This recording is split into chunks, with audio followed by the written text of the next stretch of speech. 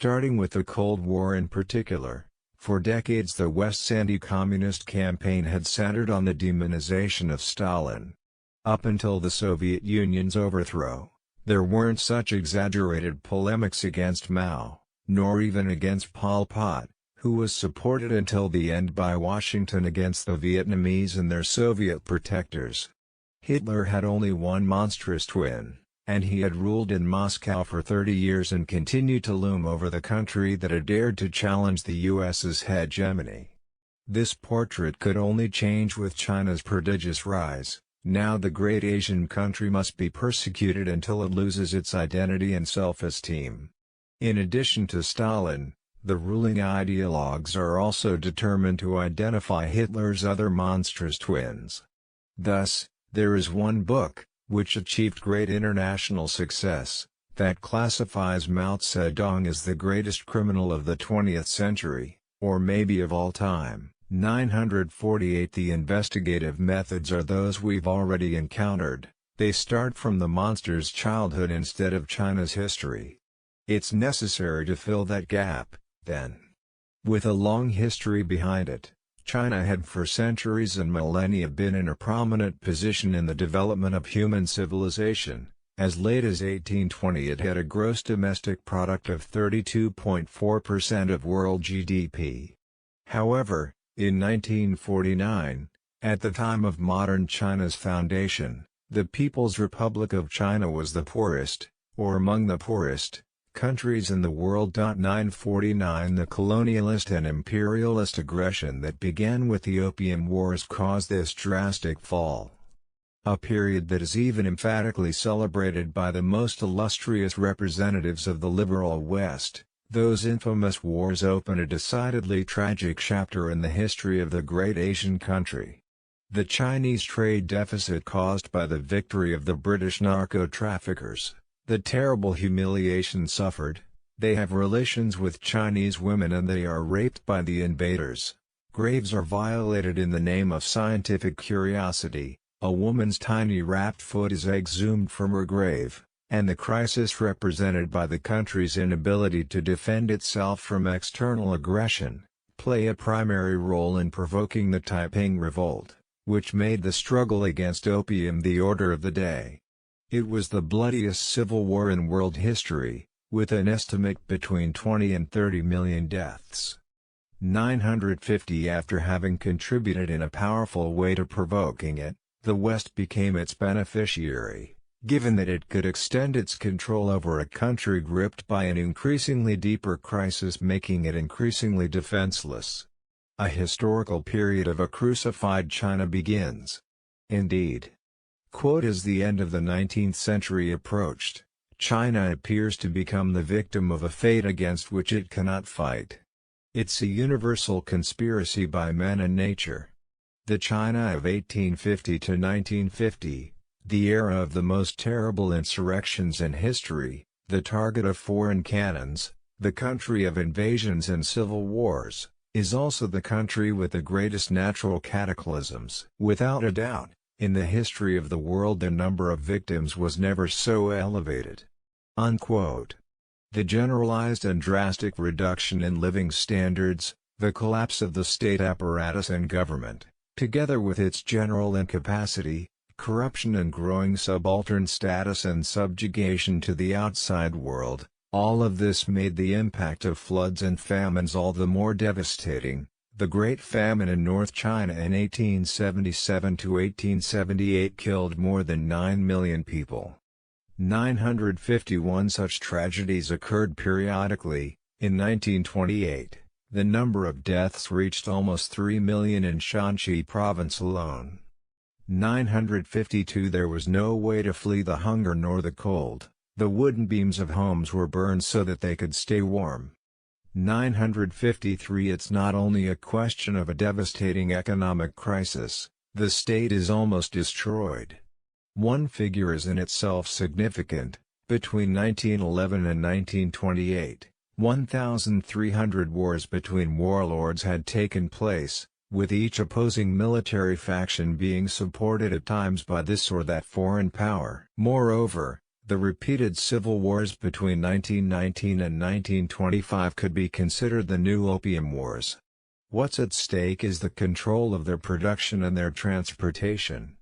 954 Aside from the warlords' armed groups, proper banditry was widespread, fed by army deserters and by weapons sold by soldiers. It's calculated that by around 1930 the number of bandits in China reached 20 million. In other words, 10% of the total male population. 955 In these conditions, it's not difficult to imagine the fate that awaits women. Overall, there's the dissolution of all social bonds. Sometimes the peasant sells his wife and children. The press describes columns of young women who've been sold passing through the streets, taken by traffickers in Shanxi province, devastated by the famine of 1928. They become domestic slaves or prostitutes. In Shanghai alone there are around 50,000 regular prostitutes. And both banditry and prostitution can count on the support or the complicity of Western concessions, toward which they constitute profitable activities. 956 The lives of the Chinese are worth very little, and the oppressed tend to share that point of view with their oppressors. In 1948, in attempting to halt the Japanese invasion, Chiang Kai-shek's Air Force bombed the Yellow River's dikes. 900,000 peasants drowned with another 4 million forced to flee. 957 Nearly 15 years earlier, Sun Yat-sen had expressed his fear that the extinction of the nation and the annihilation of our race could come to pass. Yes, maybe the Chinese had expected to suffer the fate inflicted on the Redskins on the American continent. 958 That tragic history behind the revolution vanishes in the historiography and propaganda that encompasses the negative cult of heroes. While in their reading of Russian history they pursue the repression of the Second Time of Troubles, for the great Asian country they skip over the century of humiliation. Just as in Russia, in China it's ultimately the revolution led by the Communist Party that saves the nation and even the state. In the biography of Mao Zedong earlier cited, not only do they ignore the historical background briefly restated here, but they blame the Chinese Communist leader for most of the horrors caused by the starvation and famines that affected China. A rigorous silence is maintained with regard to the embargo imposed on that great Asia country after the Communists came to power. On that last point, it's worthwhile to consult a book by an American author that sympathetically describes the primary role played by a Cold War policy of siege and economic strangulation carried out by Washington at the expense of the People's Republic of China. In October of 1949, China finds itself in a desperate situation. It's necessary to note, however, that the Civil War hadn't completely ended. The bulk of the Kuomintang army had taken shelter in Taiwan, and from there they continued to threaten the new state with air attacks and incursions, on top of the isolated spots of resistance that continue to operate on the continent. But that's not the principal aspect. After decades of civil wars and foreign invasions, the national economy was on the brink of total collapse. The fall in agricultural and industrial production was followed by inflation. And that's not all. In those years, great floods had devastated a large part of the nation, and more than 40 million people had been affected by that natural calamity.